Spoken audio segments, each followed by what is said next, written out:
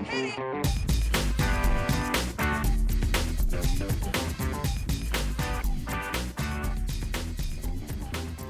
morning, good afternoon, good evening. Welcome to today's Caffeine for the Soul. And I kind of am really setting out into today's exploration a little hesitantly, because I understand that what I'm speaking about is, for many people, an incredibly sensitive topic. And if you're feeling very raw as you listen to this, I want to say I'm going to share as best I can what I see about what's behind racism, what's behind fear, what's behind hate, what's behind what's been going on in the world over the past week, but really since the beginning of time. And if you listen to it to check to see if I'm right and agree with you and being hard enough on whoever you think is wrong, you're probably not going to enjoy this. Not saying don't listen, but I'm aware of that. I'm going to do my best, and I'm just going to ask a little bit of leeway to explore what it is I want to explore. I got an email, funnily enough, the week before Charlottesville, from a young woman in the African American community who wrote to me to say, I always feel that somehow the black community is left out of so many spiritual understandings and just need a little help from you. How do I come to grips with everything being thought imagined or made up by our personal thought when I walk out the door and am judged by my color? My son-in-law is Mexican and I live here in good old Texas. So much hate is directed at Mexicans and Muslims also. How do I deal with prejudice from psychologically innocent assholes? I hope you find that funny. Is prejudice or fear of the police made up of thought? Is violence against African American young men made up of thought? Please help. I'm not being sarcastic, but absolutely love the principles. Perhaps you can point me in the right direction. So I was going to address that, and then everything that happened, and I thought I wanted to give it a little more thought and try and address it a little more generally. I was having a conversation with my daughter, who'd watched a lot of the news around Charlottesville. She's just about to turn 20, and she was scared. And what scared her wasn't just what happened, but it was that when she watched, there was a particular clip shown on Vice, the HBO channel, about a 25-minute clip, and she said you could just see the same amount of hate and anger on both sides. And that was what scared her. And what I did my best to speak to her about, and what I'm going to do my best to speak to this young woman who wrote to me about, is it is only because everything is made of thought that people can judge another person by the color of their skin. It's only because everything is thought created, but seems so real to us that anyone could feel hate towards somebody because of where they were born, or their religious beliefs, or even their actions in the world.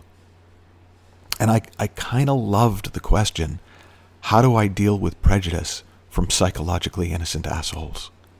Because it speaks to the truth of a deeper understanding of what's going on with human beings. Is, on the one hand, as we see that we live in a thought-created world, that the nature of thought and consciousness is that whatever we think seems real to us. It doesn't seem like thought. It doesn't seem like a dream. It seems real. And if people really are out to get you, if people who look differently to you are really the cause of your unhappiness, if people who believe in a different religion than you are really the source of everything that is wrong and bad in the world, then you have no choice but to speak out against them in whatever way makes sense to you. You will be scared because the threat looks real.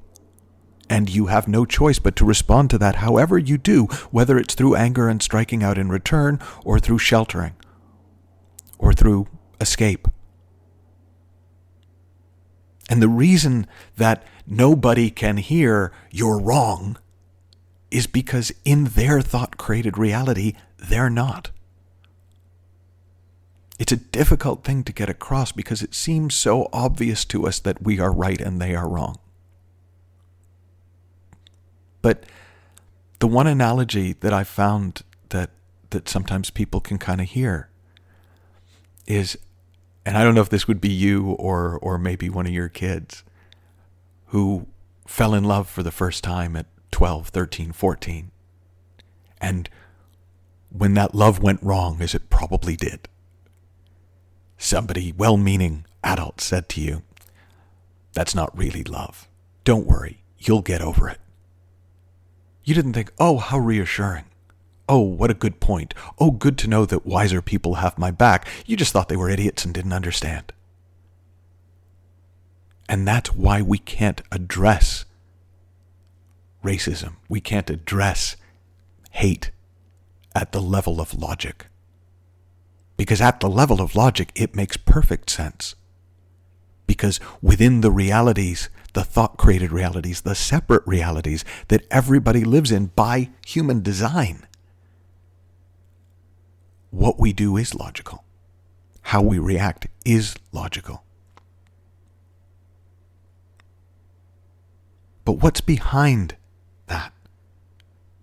Well, when we understand why reality looks so real, that thought and consciousness together just create an experience of life, it begins to give us a little bit of separation, a little bit of space around what looks so real to us.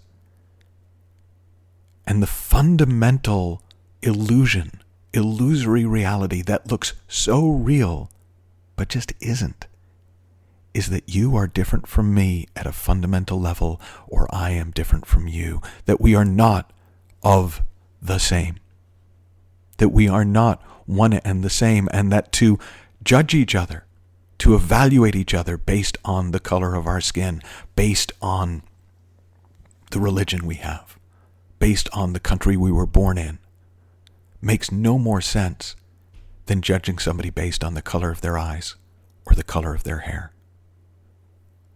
And that there's a deeper level of truth at which the simple fact of being human connects us, even as our thought-created realities seem to divide us. So I remember, funnily enough, when my daughter, that same daughter, was born, one of the last days of August in 1997, and 24 hours later there was a car crash in Paris, and Dodi Al-Fayed and Henri Paul and Diana Spencer died. And when I came back into the hospital early the next morning, my wife told me a nurse had come into her room in the middle of the night crying and saying, "Wake up, the princess is dead." Now, I remember that night because my daughter was born. But I remember a week later, we watched Diana's funeral on television. And then we took our new baby girl out in her stroller just for air. And the streets were filled with people streaming out of their homes. We were living in London at the time. And there was a bond between everybody in that street that day I'd almost never felt before outside of a football stadium or a pep rally. A sense of our common humanity, regardless of the points of view towards monarchy or political sensibilities we developed along the way. There were neighbors in our street we'd lived beside for years and never spoken to who joined us on our walk. The streets were packed. And it really felt like nobody wanted anything other than the feeling of not being alone. I felt that same sense of connection after the planes crashed into the World Trade Center in 2001, and all of Los Angeles seemed to forgive one another for pretty much everything. I mean, there were drivers on the freeway that actually waved at me and encouraged me to go ahead of them. Never happened before, never happened since. That shared humanity is the only thing, that recognition that underneath it all, we are all the same, we are all one, is the only thing that will ultimately stamp out racism, stamp out religious prejudice, help us go beyond the theory of psychological innocence, that we're all doing the best we can given the thoughts we have that look real to us, to the reality of a better world. I took my son a few years back now to visit a gang unit at a maximum security prison in Northern California. And I'd been invited to speak with the prisoners about my book, The Inside Out Revolution, which had been distributed as part of a course they were doing. And it was scary to me because it was new to me. And my son and I had to sign a disclaimer that acknowledged if we were taken hostage, they wouldn't negotiate our safe release. But I was going because I really was looking forward to sharing the principles of who we are at core before we grow up and begin living in our increasingly separate realities. And the talk seemed to be going well. They were a receptive group. Until one particularly large, heavily tattooed African-American man wearing the red trousers that marked him out as a convicted murderer raised his hand at the back and said, angrily, "It sounds to me like you're dissing Jesus." Now, I'm in a prison, in a gang unit, with my son. No guards in the room. The guards were outside the room. About 60 men. About half of them convicted murderers. All in gangs, all from gangs. And the room got uncomfortably quiet.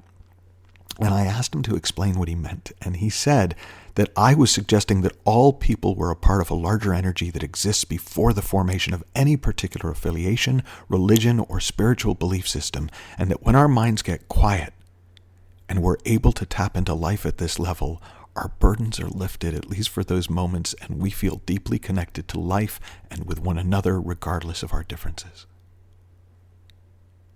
But that's where it got interesting, because he went on to say that this was his experience as well. The difference, and what he was upset about, was that I was calling that oneness, that energy, a universal mind. And he called it God. And he knew that the peace of mind I was talking about was only available through his Lord and Savior Jesus Christ, whereas he heard me saying that it was available to everyone regardless of what they had come to believe. And for whatever reason, I stopped being scared. And I could see him for a minute. And when I looked into his eyes, I could see that underneath his fear and uncertainty, there was a genuine desire to understand what I was saying.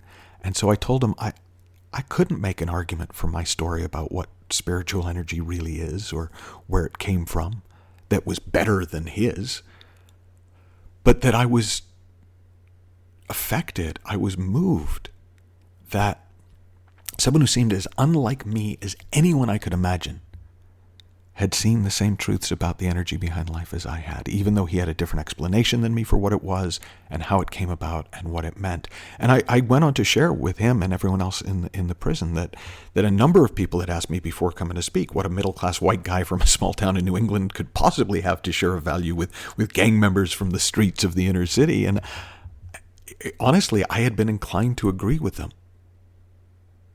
But it occurred to me that while I hadn't done what any of them had done to wind up in that prison, in that jail, I'd felt how they felt. I wanted to love and be loved. I wanted to experience more joy and less suffering. I wanted to feel at peace in myself and in the world. And at times I had felt so angry and scared and alone and separate that I wanted to strike out at everyone around me. And the room got quiet, incredibly quiet, so still. To the point where afterwards my son asked me, what was that? Because in that moment, every one of us in the room woke up just for a moment from our separate thought-created realities, our separate thought-created worlds, into the deeper truth of our shared humanity. And whenever that happens, we experience peace, and we experience kinship. The kind of kinship C.S. Lewis talked about when he wrote, "Friendship is born at the moment when one man says to another, 'What, you too? I thought I was the only one.'" So, I don't personally agree with much of what is being done and said in what's been going on in these rallies, but I don't need to. Because in the end, more important to me than anything I personally believe about what defines good and bad and right or wrong, what I know is that we are all the same. We are all one. We are all of the same energy, underneath the form, before the form, and we will always do the best we can given the thinking we have that looks real to us. And the more we see about the nature of our thought-created realities and what's true underneath them, the more space there'll be to see one another, not through the eyes of fear, but from that place in us where we are all the same. From that place in us that when I am in that place in me and you are in that place in you, there is only one of us. And for me, anything we do that helps us find that space, that helps us live from that space, that helps us explore human conflict, racism, prejudice, whatever forms it takes, from that place, the more the consciousness of every human being will rise, and the more hope there is for the well-being of our shared humanity. Thanks for listening. Bye-bye for now.